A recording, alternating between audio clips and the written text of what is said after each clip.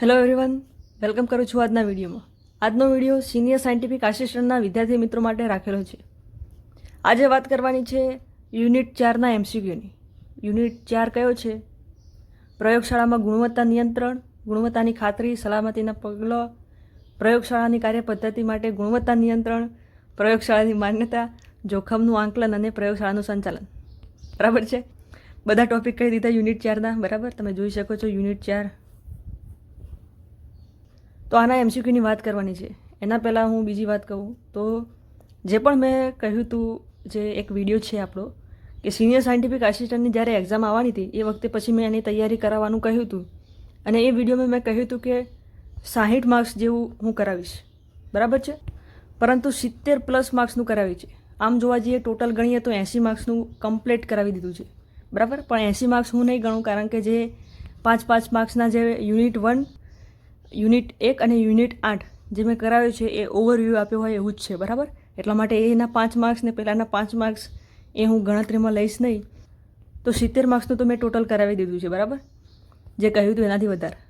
તો total 120 માર્ક્સનો technical subject હોય અને એમાં 80 માર્ક્સનું તો કમ્પ્લીટ થઈ ગયું છે. બરાબર, ઓવરવ્યૂ સાથે ગણીએ તો વધ્યા કેટલા માર્ક્સ? 40 માર્ક્સ.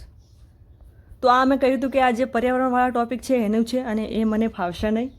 તો પણ ઘણા બધા વિદ્યાર્થીઓનો મેસેજ હતો અને રિક્વેસ્ટ હતી કે તમે બધા યુનિટ કરાવો, અથવા જે ખાસ કરીને એવું કહી રહ્યા છે કે પેલું જે એક જે યુનિટ છે કે જેમાં પર્યાવરણના કાયદા આપેલા છે, એક એની માંગ વધારે છે. અને બીજું પણ કહ્યું છે કે હવે થોડું સમજાવો વધારે. બરાબર, પર્યાવરણના ટૉપિક પણ તમે જ સમજાવો. તો પર્યાવરણના ટૉપિક સમજાવવામાં તો વાર તો લાગશે જ મારે, કારણ કે મારે પહેલાં શીખવા પડશે, મારે જોવું પડશે એમાં.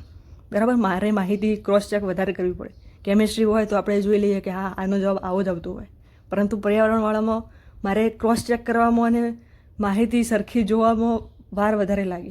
બરાબર છે? તો હું ટ્રાય કરીશ કે શું આગળ કયો ચેપ્ટર, કયા યુનિટ હું લઈ શકું છું પર્યાવરણવાળા. બરાબર, એક આ યુનિટની વાત હતી, 9મા યુનિટની, કે જળ, વાયુ અને ભૂમિ પ્રદૂષણ અને એના નિયંત્રણના મૂળભૂત સિદ્ધાંતો. બરાબર, આમાં બધું પ્રદૂષણ સમજાવવાનું છે કે પ્રદૂષણ કેવી રીતે થાય અને નિયંત્રિત કેવી રીતે કરાય એની વાત કરવાની છે. પર્યાવરણીય કાયદાની વાત કરી હતી, આ કાયદા. બરાબર, આમાં બધા એક એક કાયદા વિશે જાણકારી લેવાની છે અને કેવું લાગુ પડશે, શું શું જોગવાઈઓ છે એ બધું છે. તો આમાં કેવું કરીશ કે એક એક કાયદો રોજ હું ટેલિગ્રામ ઉપર લખીને મોકલીશ. બરાબર, મારો એવો વિચાર છે કે જેનાથી એક એક કાયદાની ડિટેલ તમને મળતી રહેશે. પણ એક વસ્તુ, થોડી વસ્તુ, કારણ કે હાલ સમયની ખૂબ અછત છે મારી પાસે. બરાબર, કારણ કે મેં લેબ આસિસ્ટન્ટનું પણ ઉપાડી લીધું છે, પાછું લેબ ટેકનિશિયનવાળાની એક ટેસ્ટ સિરીઝ મેં લોન્ચ કરી છે, તો એમાં પણ મારે ધ્યાન આપવું પડે છે. બરાબર છે? તો બંને જગ્યાએ જ ક્રોસ ચેક થોડું થઈ જાય છે. પાછા આના એમસીક્યુ એસએસસી એના બનાવવાના. બરાબર, એટલે એકલા હાથે બધું કરવું પડે છે મેનેજ, એટલા માટે થોડું લેટ થઈ શકે છે, પરંતુ જો ટ્રાય કરીશ તો આ બનાવીશ પહેલાં. બરાબર છે? અને આ ટેલિગ્રામ ઉપર અપલોડ કરીશ લખીને. બરાબર, આને આ તો વાંચવાનું જ હોય, આ યાદ કરવાની વસ્તુ છે. હવે હું વિડીયો બનાવીને તમને કહું તમે યાદ રાખો, અથવા ડાયરેક્ટ તમને લખીને પણ આપી શકું, તો એવો મારો ટ્રાય કરવાનો વિચાર છે. બરાબર છે? તો જે હશે હું તમને પાછું ટેલિગ્રામમાં ફરીથી જણાવીશ. તો આ જે આવું કરવાનો વિચાર છે, કારણ કે ઘણા મેસેજ આવ્યા હતા કે તમે આ 2 યુનિટ અથવા થોડું તો સમજાવો જ. બરાબર છે? તો એ 40 માર્ક્સમાંથી થોડો હજી આપણે વધારે ટ્રાય કરીશું કે બીજા કેટલા માર્ક્સ આપણે હજુ ખેંચી શકીએ છીએ. બરાબર છે? લેબ ટેકનિશિયન માટેની ટેસ્ટ સિરીઝ લોન્ચ કરી છે, એની વાત કરી દઉં. તો આ ટેસ્ટ સિરીઝ ખૂબ જ ઉપયોગી બની રહે, ખૂબ મદદરૂપ બને એવી મારી આશા સાથે મેં બનાવી છે. લેબ ટેકનિશિયનની 237 ક્રમાંકની જે ભરતી હતી, 1 વર્ષ પૂરું થવા આવ્યું એને, તો એ ભરતીની એક્ઝામ હજુ સુધી આવી નથી. તો એના માટે મેં ટ્રાય કર્યો છે મારા તરફથી. બરાબર, ટેકનિકલ સબ્જેક્ટની મેં બનાવી છે. બરાબર, એટલે 5 ટેસ્ટ તમને મળશે 120 માર્ક્સના. ટોટલ 600 ક્વેશ્ચન થશે. એડવાન્સ લેવલના પ્રશ્નોનો સમાવેશ કર્યો છે અને ઓફિશિયલ પીડીએફ, કે જે સિલેબસની ઓફિશિયલ પીડીએફ છે, કે અહીંયા આપણે જોયું કે અત્યારે આ જે યુનિટના 5 માર્ક્સ હતા, 10 માર્ક્સ હતા, એવી રીતે જે પણ સિલેબસ હતો લેબ ટેકનિશિયનનો, એ પ્રમાણે મેં ટેસ્ટ સિરીઝ બનાવવાનો પ્રયત્ન કરેલ છે. તો તમારે આને ખરીદવી હોય તો 75 રૂપિયામાં તમે પીડીએફ ખરીદી શકો છો. બરાબર, અને એના માટે તમારે મેસેજ કરવાનો રહેશે આ નંબર ઉપર. મેસેજ કરજો. બરાબર, આ ટેસ્ટ સિરીઝ કેવી લાગી છે એના રિવ્યૂ પણ તમે એકવાર જોઈ શકો છો, બરાબર. પછી તમારી ઈચ્છા પ્રમાણે તમે લઈ શકો છો, બરાબર. હવે આજનો જે વિડીયો છે MCQનો યુનિટ 4 માટેનો, એની વાત કરું તો યુનિટ 4 એવો યુનિટ છે કે જેની અંદર આપણે જો લિંક કરવો હોય ટોપિક, તમારી પાસે તો આખું પેપર આવવાનું છે, બરાબર છે. તો મતલબ બધા સિલેબસ 120 માર્ક્સનો જે સિલેબસ આપ્યો એ બધો ભેગો આવશે. અત્યારે હું વાત કરું છું કે યુનિટ 4ના MCQ છે, પરંતુ જ્યારે પેપરમાં આવશે ત્યારે તમને યુનિટ 4ના જ MCQમાં યુનિટ 5 તેમજ યુનિટ 3 પણ જોવા મળશે, બરાબર છે. કારણ કે બધું જે આમાં જે બધા ટોપિક સબ ટોપિક આપેલા છે લિંક કરી શકાય એવા બધા જ ટોપિક છે, બરાબર. કે માન્યતા ધોરણો, સ્ટાન્ડર્ડાઇઝેશન, માપન અને કેલિબ્રેશનવાળું 3જા યુનિટમાં છે. પછી જે પ્રાદેશિક પર્યાવરણની સંસ્થાઓ છે અને સ્ટાન્ડર્ડાઇઝેશન માટેની આંતરરાષ્ટ્રીય સંસ્થાઓ છે એનું લિસ્ટ પણ 5મા યુનિટમાં છે. અને ચોથો યુનિટ શું કહે છે કે પ્રયોગશાળામાં આપણે શું કરવું જોઈએ અને પ્રયોગશાળાની ગુણવત્તા કેવી રીતે આપણે વધારવી જોઈએ અને એની માન્યતા. એટલે અહીંયા માન્યતા આવે એટલા માટે આ યુનિટના MCQમાં આપણે 3જો યુનિટ પણ લિંક કરી શકાય અને 5મો યુનિટ પણ લિંક કરી શકાય, બરાબર. એટલે થોડું ધ્યાન રાખજો તમે આ યુનિટમાં. હવે આપણે સ્ટાર્ટ કરીએ MCQનું ડિસ્કશન, બરાબર. તો MCQનું ડિસ્કશન આપણે સ્ટાર્ટ કરીએ, બરાબર. એના પહેલાં હું કહી દઉં કે તમારે ટેલિગ્રામ ચેનલમાં જોઈન થવાનું બાકી હોય તો ટેલિગ્રામ ચેનલમાં જોઈન થઈ જજો, બરાબર છે. ટેલિગ્રામની લિંક ડિસ્ક્રિપ્શન બોક્સમાં આપેલી છે, તો એ લિંક ઉપર ક્લિક કરીને તમે ડાયરેક્ટ ટેલિગ્રામમાં જોઈન થઈ શકશો, બરાબર છે. આજે અહીંયા આપણે 20 MCQનું ડિસ્કશન કરવાનું છે, બરાબર. તો 20માંથી તમારે કેટલા સાચા પડે છે એ કોમેન્ટ કરજો, બરાબર. તો સ્ટાર્ટ કરીએ. પહેલો MCQ જુઓ કે પ્રયોગશાળામાં ગુણવત્તા નિયંત્રણનો મુખ્ય હેતુ શું છે. ગુણવત્તા નિયંત્રણ કરવાનો મુખ્ય હેતુ શું હોય તો વિશ્વસનીય પરિણામ મેળવવા માટે, બરાબર. નેક્સ્ટ ક્વેશ્ચન, ગુણવત્તાની ખાતરી, ક્વોલિટી અશ્યોરન્સનો અર્થ શું? અશ્યોર કરીએ આપણે, ગુણવત્તાની ખાતરી લઈએ. ખાતરી કરીએ એટલે શું કરવાનું હોય આમાં તો ચોકસાઈ અને વિશ્વસનીયતા સુનિશ્ચિત કરવાની, બરાબર છે. નેક્સ્ટ ક્વેશ્ચન, SOPનું સંપૂર્ણ સ્વરૂપ શું છે? એટલે કે SOPનું ફૂલ ફોર્મ પૂછ્યું છે, બરાબર છે. તો SOP એટલે સ્ટાન્ડર્ડ ઓપરેટિંગ પ્રોસિજર, બરાબર, ધ્યાનમાં લેજો. નેક્સ્ટ ક્વેશ્ચન, PPEનો અર્થ શું થાય? બરાબર, એટલે ફૂલ ફોર્મ આનું પણ પૂછ્યું છે. તો પર્સનલ પ્રોટેક્ટિવ ઇક્વિપમેન્ટ, બરાબર. નેક્સ્ટ ક્વેશ્ચન, કેલિબ્રેશન એટલે શું? તો કેલિબ્રેશન એટલે સાધનોને ધોરણ સાથે સરખાવો. જે પણ ઇન્સ્ટ્રુમેન્ટ હોય આપણી લેબમાં એને સ્ટાન્ડર્ડ, ધોરણ એટલે સ્ટાન્ડર્ડ, બરાબર. અહીંયા ધોરણ એટલે 11મું ધોરણ, 12મું ધોરણ એવું ધોરણની વાત નથી. ધોરણ એટલે સ્ટાન્ડર્ડ. તો સાધનોને સ્ટાન્ડર્ડ સાથે સરખાવવાના, બરાબર. કેલિબ્રેશન આપણે PS મીટરનું કેલિબ્રેશન કરતા હોઈએ છીએ. નેક્સ્ટ ક્વેશ્ચન, રિસ્ક અસેસમેન્ટ કયા તબક્કે કરવું જોઈએ? કયા તબક્કે કરવું જોઈએ એટલે કે ક્યારે કરવાનું, બરાબર. તો રિસ્ક ક્યારે નક્કી કરવાનું? કામ શરૂ કરતાં પહેલાં. પછી ડિસાઇડ કરીએ તો કંઈ પણ કામનું ના રહે. કારણ કે કોઈ પણ કામ કરવાનું હોય રિસ્ક એસેસમેન્ટમાં શું હોય કે આમાં કેટલું રિસ્ક છે અને એનાથી નુકસાન કેટલું થશે એ રિસ્ક એસેસમેન્ટમાં આવે, બરાબર. એટલે આપણને જે પણ રિસ્ક છે એનો ખ્યાલ આવે કે આમાં આ રિસ્ક છે અને એને દૂર કરવા માટે આપણે આપણું ધ્યાન રાખવા માટે શું કરવું જોઈએ એનો ખ્યાલ આપણને રહે. એટલા માટે જ્યારે પણ આપણે શરૂ કરીએ લેબમાં કામ કરવાનું એના એક કામ શરૂ કરતાં પહેલાં રિસ્ક એસેસમેન્ટ કરવું જોઈએ, બરાબર. પછી કરે કશું વળે નહીં, પછી તો પૂરું થઈ ગયું હોય. Next question, quality control samples કયા હેતુસર વપરાય છે? ક્વોલિટી કંટ્રોલ, અહીંયા ખાસ યાદ રાખવાનું કે ક્વોલિટી કંટ્રોલ પૂછ્યું છે કે ક્વોલિટી અશ્યોરન્સ, બરાબર. એટલે એ બંને વચ્ચે માઇનર જ તફાવત છે. તો અહીંયા કહ્યું છે કે ક્વોલિટી કંટ્રોલ એ સેમ્પલ કયા હેતુસર વપરાય? પરીક્ષણની ચોકસાઈ ચકાસવા, બરાબર. નેક્સ્ટ ક્વેશ્ચન, એરર કંટ્રોલમાં સિસ્ટમિક એરર એ શું છે? હવે આ ક્વેશ્ચન સિસ્ટમિક એરર આવે તો તમે કહેશો કે આ તો કંઈ અમને ખ્યાલ જ નથી, આ તો તમે ભણાવ્યું જ ના. પરંતુ સિસ્ટમિક એરરનો તમને ખ્યાલ હોવો જોઈએ એવું માને છે આ લોકો, બરાબર. એરરવાળા ચેપ્ટરનો આ કોન્સેપ્ટ છે, પરંતુ તમને થોડું પણ આ જે ચેપ્ટર છે એમાં ખાસ MCQ તમે જ્યારે પણ તમારી સામે MCQ આવે ત્યારે એના ઓપ્શન અને ક્વેશ્ચન બંનેને સારી રીતે વાંચવા, જવાબ દેખાઈ જ જશે. ખાસ કરીને તો અહીંયા એવા નામ આપ્યા છે કે નામમાં જ તમને જવાબ મળે. અને કેમિસ્ટ્રી એવો સબ્જેક્ટ છે કે એ નામ જ એવી રીતે રાખે કે તમને જવાબ મળે છે, એના નામમાં જ આખો જવાબ છુપાયેલો જ હોય. તો સિસ્ટમિક એરર એ કેવી હોય તો સતત એક સરખી દિશામાં ભૂલ હોય, બરાબર.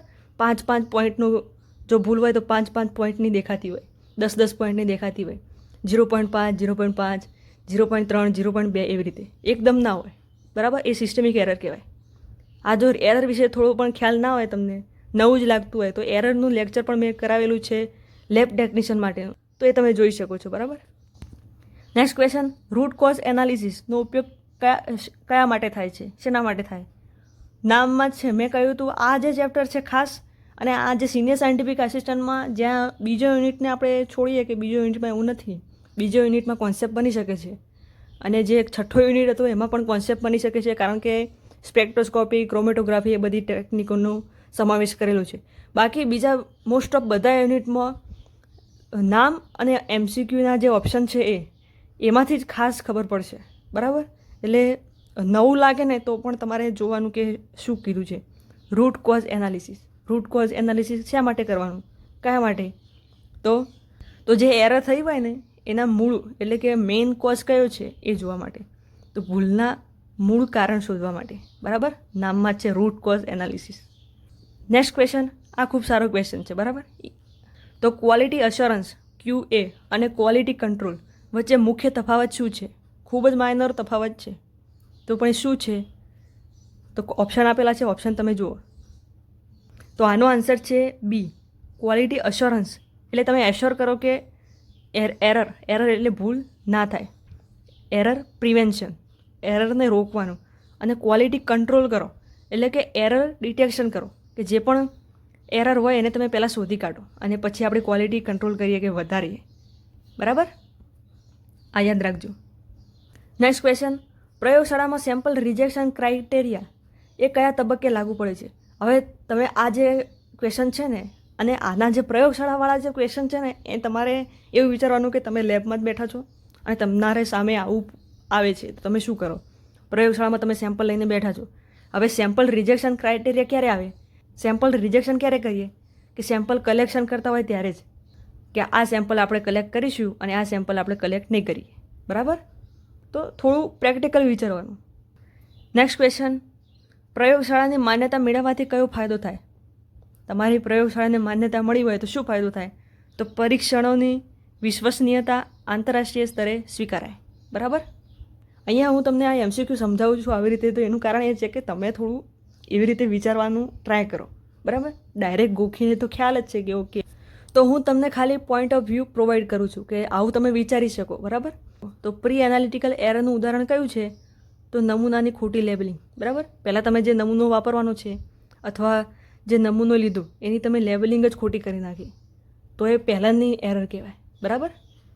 રિઝલ્ટ પદ્ધતિ આપણે પ્રેક્ટિકલ સ્ટાર્ટ નથી કર્યું, એના પહેલાં જ આપણે ખોટું કરી નાખ્યું, કે HCl પડ્યું હતું પણ આપણે લેબલ મારી કાઢ્યું કે આ NaOH છે, એટલે જ્યાં NaOH વાપરવાનું હતું ત્યાં HCl વાપરી કાઢ્યું, બરાબર.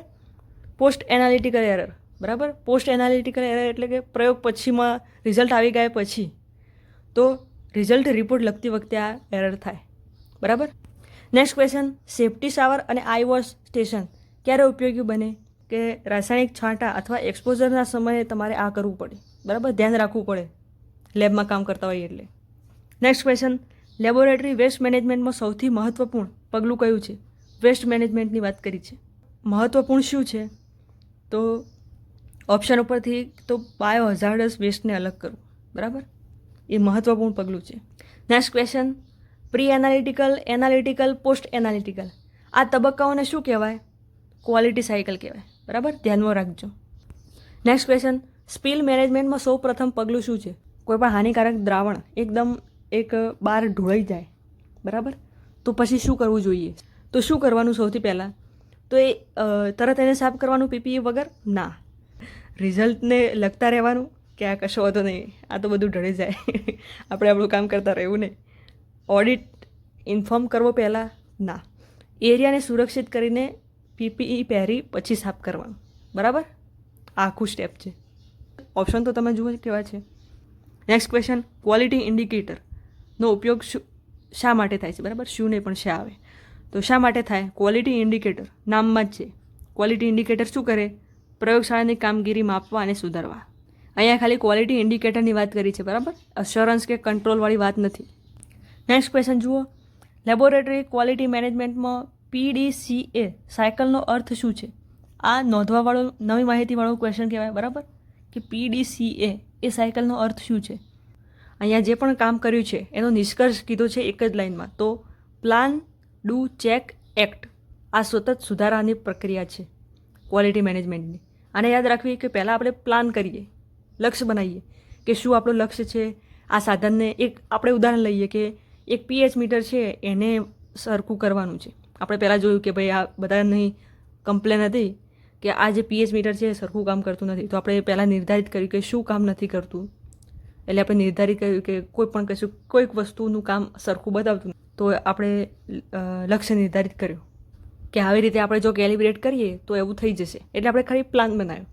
પછી ડુ એટલે કે એ પ્લાનને આપણે ઇમ્પ્લિમેન્ટ કર્યું કે આવું કર્યું, નાના પાયે આપણે કે આવું કર્યું. પછી આપણે ચેક કરવાનું કે આપણે જે પ્રકારે કામ કર્યું એનું રિઝલ્ટ આવ્યું, એમાં રિઝલ્ટમાં ચેન્જ થયો, સરખું થયું કે નહીં. અને પછી એક્ટ. એક્ટ એટલે કે જે આપણે ટ્રાય કર્યું આ પ્રમાણે કેલિબ્રેટ કરો. સૌથી પહેલાં PH મીટર કેલિબ્રેટ કરવાનું કોઈને કહ્યું છે તો એને આવી રીતે ચેક કર્યું છે ને બધું. જો ચેક કર્યું હોય અને જેવી ક્વોલિટી જરૂર હોય એ પ્રમાણે મળી ગયું હોય રિઝલ્ટ, તો પછી એને એક્ટ બનાવી કાઢ્યો કે PH 7 હોય એવા બફર દ્રાવણથી તમે કેલિબ્રેટ કરજો, કેલિબ્રેટ થઈ જશે. તો એને એક્ટ બનાવ્યો કહેવાય. અથવા એક્ટમાં બીજું પણ શું આવે કે તમારું કામ નથી થયું, કે તમારી હજી ક્વોલિટી સારી થઈ ના, હજુ એ PH મીટર કામ કરતું નથી, તો ફરીથી પાછું જવાનું પ્લાન ઉપર કે હજુ સુધારા કરો, બરાબર? એટલે આ પ્રક્રિયા સતત ચાલતી રહે છે. તો અહીંયા ડન કર્યા આપણે 20 ક્વેશ્ચન. કોમેન્ટમાં જણાવજો તમે તમારે કેટલા સાચા પડ્યા, બરાબર? ફરીથી આપણે યુનિટ 2ના પણ MCQ ફરી લઈ લઈશું, કારણ કે 50 માર્ક્સનું યુનિટ છે અને મેં હજુ 55 જ MCQ કરાવ્યા છે, બીજા 50 આપણે હજી કરીશું, બરાબર?